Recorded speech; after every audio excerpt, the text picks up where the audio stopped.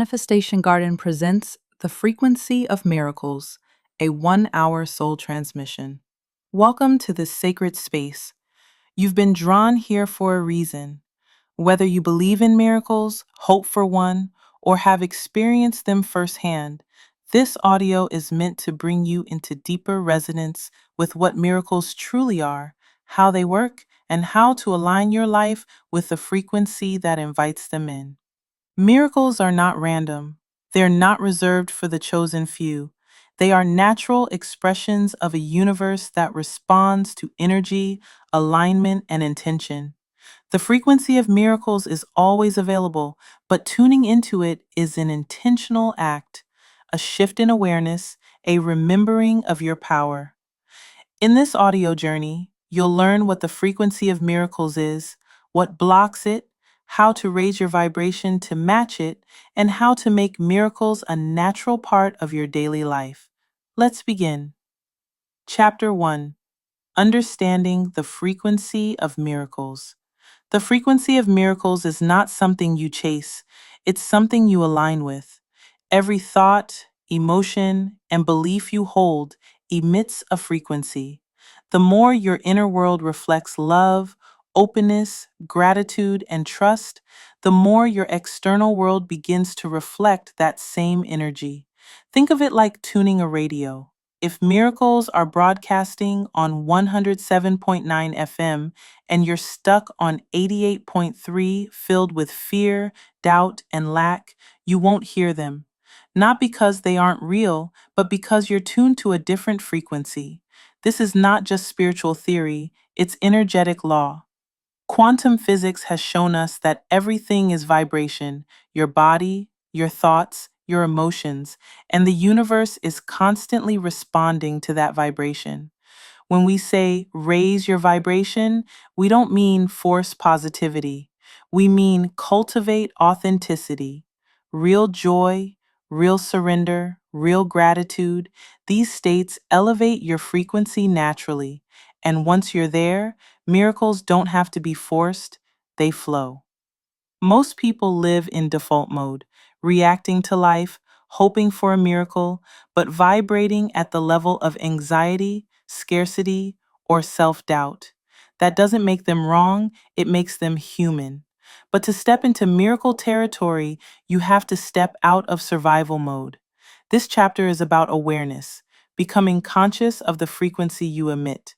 Because when you understand that your energy is your invitation, you begin to live more deliberately. And that's where miracles live, not in desperation, but in deliberate frequency. Chapter 2: What blocks the frequency of miracles? Before we learn to receive miracles, we have to understand why so many people don't. It's not that miracles aren't happening, it's that many of us are blocked from perceiving or allowing them. The most common blocks are fear, control, unworthiness, and attachment to outcomes. Fear is the big one, that inner voice that whispers, "What if it doesn't happen?" Or "I don't deserve it." Or worse, "It probably won't work now." Fear doesn't mean you're broken. It means your nervous system is trying to protect you. But living in fear closes the energetic door that miracles flow through. Control is another block. When you try to force life into a specific shape, you often miss the higher possibilities unfolding beyond your narrow lens. Miracles love space. They arrive through surrender, not strategy. Unworthiness is perhaps the most silent blocker. It hides in your self-talk, in the moments you settle, in the way you downplay your own dreams. If you don't believe you're worthy, you won't recognize the miracle, even when it arrives. Attachment to outcomes can also block miracles. When you cling to how something must happen, you limit the infinite creative intelligence of the universe. The path to the miracle might not look like your plan, but that doesn't mean it's not coming. The antidote to all of these blocks is awareness. Once you name the block, you can begin to release it. And when your energy is free, miracles have a way of rushing in. In the next chapter, we'll explore how to shift from doubt to trust so your faith becomes stronger than your fear. Chapter 3, Raising Your Vibration. Raising your vibration isn't just about thinking positive thoughts or listening to high frequency music, although those can help. It's about precision, intention, integration. The world has caught up to the wisdom that vibration creates reality. Scientists and spiritual teachers now align more than ever. Tools that were once considered mystical are now measurable. And here's what's working. 1. Bioenergetic frequency mapping. With wearables that track heart coherence, breath rhythms, and nervous system activity, people can now track their frequency in real time. But you don't need high-end tech to benefit. Simply practicing daily coherence breathing, inhaling for 5 seconds, exhaling for 5 seconds, can reset your energy in minutes. 2. Light therapy and photon charging. Light affects mood, energy, and frequency. Recently, red light therapy and full spectrum photon charging have become widely available for home use. They stimulate cellular renewal, align circadian rhythms, and literally raise the frequency at the physical level. 3. Thought recalibration through neuro-linguistic programming, NLP, and sound pairing affirmations with binaural beats. NLP triggers, or even isochronic tones, has become the fast lane to rewiring belief. It's no longer enough to repeat, I am worthy. You have to feel it, resonate with it, and these tools create the emotional alignment. And fourth, members, stillness as a power move. In an age of speed, stillness is rebellion. Daily silence, even for 10 minutes, creates the energetic spaciousness that miracles rush into. If your frequency is always busy, the universe has nowhere to land. Raising your vibration is a daily discipline. It's about designing your environment, curating your inputs, and choosing your inner climate before your outer world dictates it. Because the truth is, miracles are already on their way. Elevating your vibration simply makes you the landing pad. It's something you learn to choose, especially when things are uncertain. Doubt is the mind's way of seeking safety. It wants to predict, prevent, and protect. But trust belongs to the soul. It requires surrender, not evidence. And that can feel like a risk. The journey from doubt to trust isn't about denying what you feel. It's about deepening your inner foundation. It's saying, even if I don't know how, I still know I'm supported. Trust isn't passive, it's active alignment. It's showing up with your energy as if the miracle is already unfolding, even before you see proof. To build trust, look back at your life. Remember times when things worked out in ways you never could have planned. Those moments weren't random, they were confirmation. The universe has a rhythm that often moves beyond your timeline, and that rhythm always responds to belief. Trust also grows when you stay consistent in your energy. If you're wavering between hope and fear, the signal gets scrambled. But when you stand in trust, even in the dark, you become magnetic. Miracles don't respond to perfection, they respond to faith. Here's a simple mantra. I trust the unseen to become seen. I trust the unknown to become known. I trust that what is for me is already forming. Let that become your new normal. In the next chapter, we'll begin to explore real-life examples and miracle stories that show what happens when trust leads the way. Chapter 5, Miracle Stories, When Trust Becomes Reality. Story 1, The Healing Letter. Maya had been battling a chronic illness for nearly a decade. Specialists gave her no clear answers, and the daily pain made her world small. But one morning, while journaling, she wrote a letter, not to a doctor, not to a friend, but to her future healed self.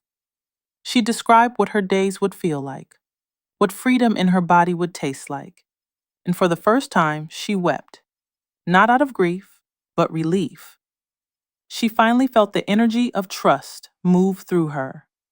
Within weeks, she was guided to a new integrative clinic, one she hadn't heard of before. The practitioner there immediately recognized the root cause of her symptoms and began a holistic treatment plan. 6 months later, Maya was hiking again. Her letter became a prophecy. Her trust became the signal that called in her healing. Story 2: The Unexpected Apartment. Carlos was on the verge of eviction. His building was being sold, and rents in his area had nearly doubled.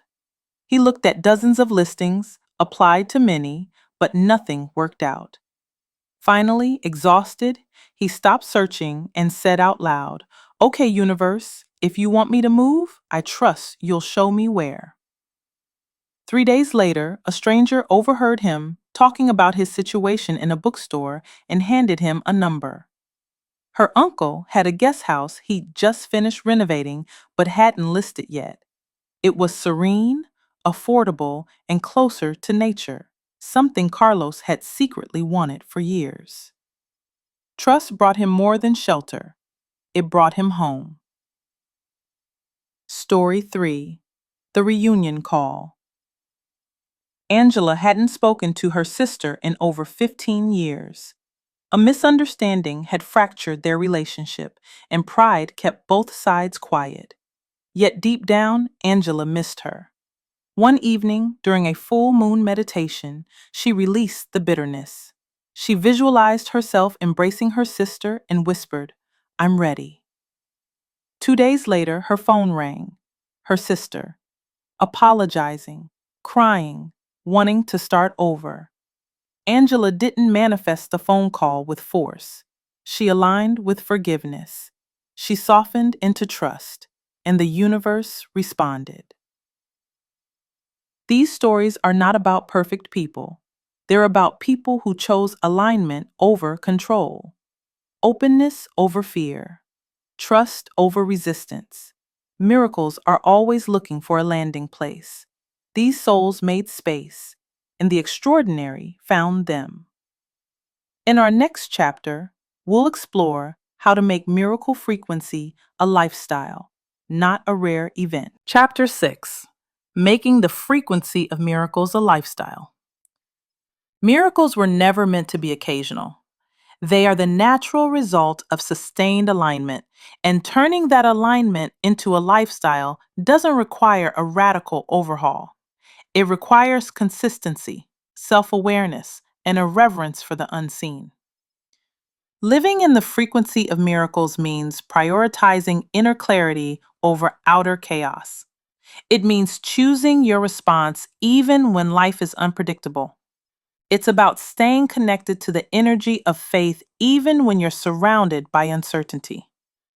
People often wait for a breakthrough before they believe, but the frequency of miracles works in reverse. You believe first, and the breakthrough follows. Making this your lifestyle starts with how you begin your day. Are you waking up in gratitude, in presence, in wonder? Or are you immediately rushing into anxiety, distraction, and control? Your mornings set the tone. Choose them deliberately. Then look at how you speak. Words are frequency. Are you speaking possibility or limitation? Are you casting spells of lack or affirmations of abundance? What you say shapes what you experience. Next, notice what you consume, energetically and emotionally. The media you watch, the conversations you entertain, the environments you enter, they all affect your field. Make choices that uplift your vibration rather than drain it. Finally, normalize the miraculous. Instead of acting shocked when a desire manifests, say, "Of course it came. I'm aligned. I'm open. I'm ready." Making miracles a lifestyle isn't about escaping real life. It's about living in it with a new level of perception, a devotion to the unseen, the sacred, and the infinitely possible. When you live this way, miracles stop being rare. They become a rhythm, and your life becomes a reflection of the invisible power you've learned to embody. Chapter 7: A Message to the Remembering Soul. You came here not just to witness miracles, but to become a vessel for them. You didn't forget your power. You simply agreed to remember it at the right time. And that time is now. This isn't about becoming someone new. It's about returning